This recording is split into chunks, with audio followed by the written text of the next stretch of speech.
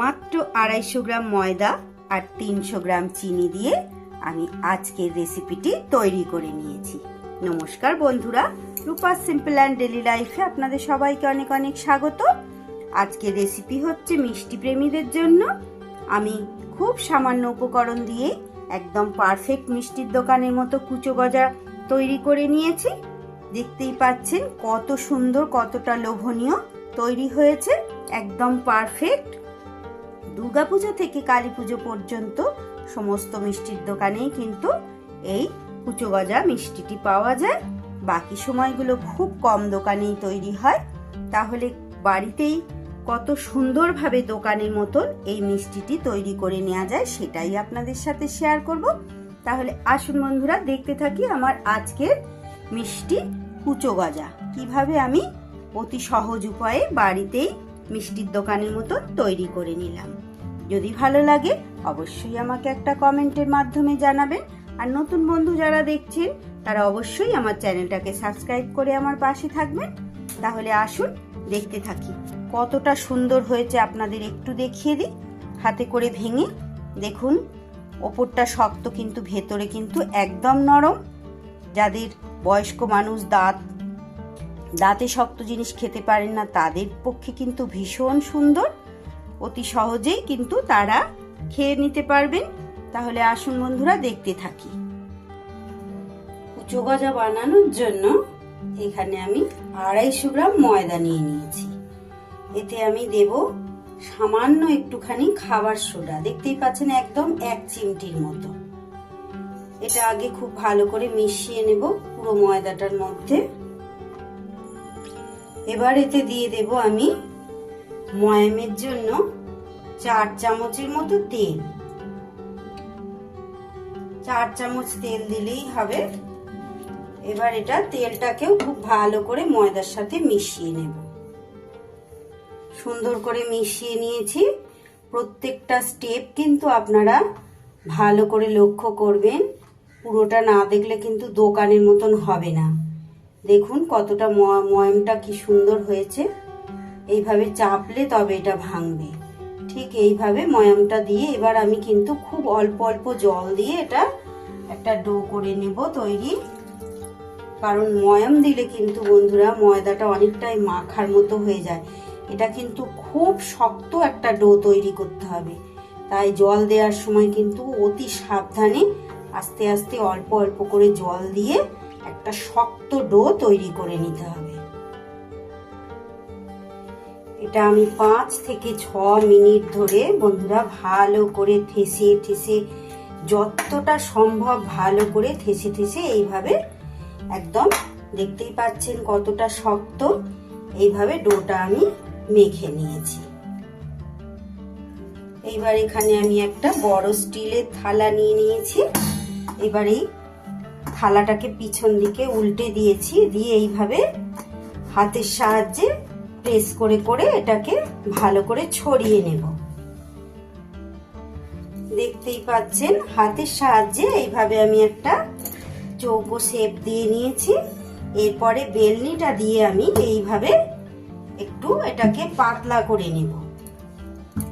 আমি কিন্তু একদম দোকানের শেপে দেখাচ্ছি, দোকানের প্রসেসে। ঠিক দোকানে যেইভাবে করে আমি সেইভাবে দেখাচ্ছি। এরপর আমি ওপর থেকে একটু ময়দা ছড়িয়ে দেব এইভাবে।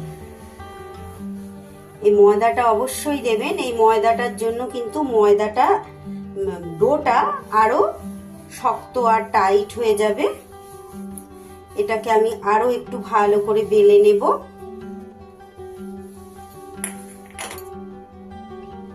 কতটা ছড়িয়ে গেছে থালার মধ্যে দেখতেই পাচ্ছেন। আর থিকনেসটাও দেখতে পাচ্ছেন। এই যে সরি বন্ধুরা, এই যে দেখতে পাচ্ছেন কতটা মোটা হয়েছে ডোটা। কতটা মোটা রেখেছি ময়দা মাখাটা সেটা আপনাদের একটু দেখিয়ে দিলাম। কারণ এটা যখন আবার ভাজবো তেলের মধ্যে, যেহেতু সোডা আছে এটা কিন্তু ফুলে যাবে। আমার এটা রেডি হয়ে গেছে। এটাকে আমি মিনিট 10 এইভাবে রেখে দেব। ফিরে আসছি 10 মিনিট পর। ফিরে এলাম কিন্তু 10 মিনিট পর। এবার আমি একটা ধারালো ছুরি নিয়ে নিয়েছি। এই ধারালো ছুরিটার সাহায্যে আমি এইভাবে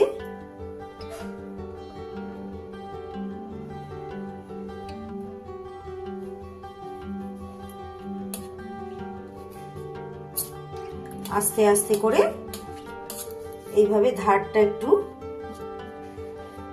কেটে বাদ দিয়ে দিচ্ছি। এগুলো পরে আবার লাগিয়ে দেব।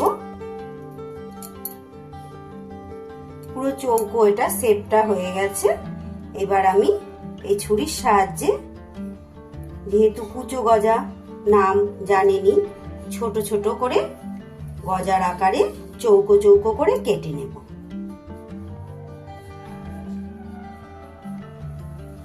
এভাবে আগে লম্বা লম্বি কেটে, দেখুন বন্ধুরা, আমি এই যে ছোট ছোট আকারের এই যে চৌকো চৌকো শেপ দিয়ে এইভাবে কিন্তু আমি কেটে নিয়েছি। কুচো গজা বা ছোট গজা যেহেতু বলে, তাই এইগুলো কিন্তু ভাজলে আবার বড় বড় হয়ে যাবে। তাহলে সঙ্গে থাকুন, দেখতে থাকুন এরপরে কি করি। আর একটা থালার মধ্যে দেখতেই পাচ্ছেন এগুলো আমি তুলে নিয়েছি। গ্যাসে আমি কড়াই বসিয়ে এতে আমি রাইস ব্র্যান অয়েল দিয়ে দিয়েছি। এবার মোটামুটি তেলটা আমার গরম হয়েছে, খুব চড়া করে গরম করার দরকার নেই, জানেনই তো, তাহলে কিন্তু ঠিকঠাক হবে না। আমি অল্প কিছুটা এর মধ্যে দিয়ে দিলাম। দুবার করে এটা আমি ভেজে নেব। হালকা করে একটু নাড়িয়ে দিলাম। গ্যাসটা কিন্তু আমার সিমে করা আছে। তেলে দেওয়ার সাথে সাথে দেখুন বন্ধুরা আস্তে আস্তে কতটা করে বড় হয়ে যাচ্ছে। এইভাবে একটু নাড়িয়ে নাড়িয়ে নাড়িয়ে নাড়িয়ে আমি এগুলোকে ভেজে নেব। সামনেই দুর্গাপুজো। এই মিষ্টিটা কিন্তু দুর্গাপুজোর সময় প্রত্যেকের বাড়িতেই আসে, তাই বাইরে থেকে কিনে না খেয়ে এটা কিন্তু এইভাবে আপনারা বাড়িতেই বানিয়ে ফেলতে পারবেন। দেখুন কত সহজে আমি তৈরি করে নিচ্ছি। এই ভাজাগুলো কিন্তু বেশ কয়েকদিন আপনারা এই ভাজা অবস্থাতেও এটা সংরক্ষণ করে রাখতে পারবেন। পরে রস সময় মতো রস তৈরি করে তার মধ্যে ডুবিয়ে নিলেন। আবার রসে দেওয়া অবস্থাতেও কিন্তু বেশ কয়েকটা দিন আমাদের এটা ভালো থাকে। এটা কিন্তু কন্টিনিউ নেড়ে নেড়ে আমি এটাকে ভেজে নেব। বাইরের কেনা জিনিসের থেকে ঘরে তৈরির জিনিসের তো স্বাদ একটা আলাদা। এখন মুদিখানা দোকানেও এইগুলো পাওয়া যায়। দেখবেন একটা কেমন গরম গন্ধ টাইপের ছাড়ে, মানে কবেকার তৈরি ওগুলো ওরা যে বিক্রি করে তার কোনো ঠিক ঠিকানা নেই। এইবার কিন্তু এগুলো আমার ভাজা হয়ে গেছে। এগুলো এবার আমি তুলে নেব। এগুলো তুলে নিয়ে পরেরগুলোও আমি দিয়ে দিয়েছি, যে কটা ছিল আরো একই রকম ভাবে এগুলোকেও আমি ভেজে তুলে নেব। সবগুলো কিন্তু আমার ভাজা হয়ে গেছে। দেখতেই পাচ্ছেন কতটা সুন্দর শব্দ হচ্ছে। এবার যেটা করব বন্ধুরা, আমি গ্যাসে একটা অন্য কড়াই বসিয়ে দিয়েছি আর এতে দিয়ে দিচ্ছি কিছুটা রস। আগের দিন যে মিষ্টি তৈরি করেছিলাম, আগের দিনের মিষ্টির ভিডিও যে বা যারা দেখেছেন তারা জানেন, এটা আমি ফ্রিজে রেখে দিয়েছিলাম। বাকি রসটুকু এই রসটার মধ্যে এক বাটি চিনি দিয়ে দিচ্ছি। এই চিনিটা 150 গ্রাম। আপনারা তো এই রসটা পাবেন না, আপনারা ফ্রেশ ভাবে করবেন, তাই 300 গ্রাম চিনি এখানে আপনারা ব্যবহার করবেন। আমি ওই রসটার উপরেই আরো 150 গ্রাম চিনি দিয়ে দিলাম। 250 গ্রাম ময়দার জন্য 300 গ্রাম চিনি হলেই হবে। এটাকে ভালো করে গলিয়ে তৈরি করে নেব। বেশ কিছুক্ষণ ধরে রসটা ফুটিয়ে আমি তৈরি করে নিয়েছি। দেখুন কেমন লাগছে। এই যে খুন্তি থেকে এইভাবে দেখুন সুতো কেটে কেটে পড়ছে। আরো একটু ভালো করে দেখানোর জন্য এইভাবে আপনি এই দেখুন সুতো কাটছে। রসটা দেখতে পাচ্ছেন বন্ধুরা, এইভাবে যখন সুতো কাটবে রসটাকে কিন্তু এইভাবে মোটা করতে হবে আপনাদের।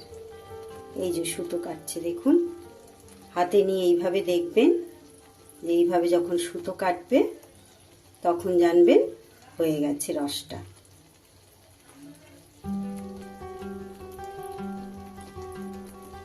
দেখুন ঠিক দেখাতে পারছি কিনা আপনাদের জানি না। এই যে দেখছেন সুতোর মতো হয়ে রয়েছে।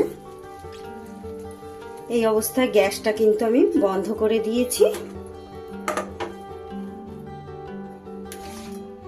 ফুটছিল বলে হয়তো ভালো বুঝতে পারছিলেন না, দেখুন খুন্তি থেকে পড়ছে, এই দেখুন পুরো সুতোর আকারে, দেখুন লম্বা হয়ে সুতোর মতো। ঠিক এইভাবে তৈরি করে নিতে হবে। এইবার আমি এই রসের মধ্যে গজাগুলোকে দিয়ে দিলাম, দিয়ে ক্রমাগত এটা কিন্তু নাড়তে থাকবে। এবার আমি এটা ঘরে পাখা চালিয়ে দেব, পাখা চালিয়ে দিয়ে এটাকে এইভাবে নাড়তে থাকবো। কতটা সুন্দর আর কতটা পারফেক্ট হয়েছে আপনাদের একবার দেখিয়ে দিলাম। দেখতে পাচ্ছেন, আওয়াজ শুনে বুঝতে পারছেন কতটা সুন্দর হয়েছে আজকে আমার রেসিপি কুচো গজা।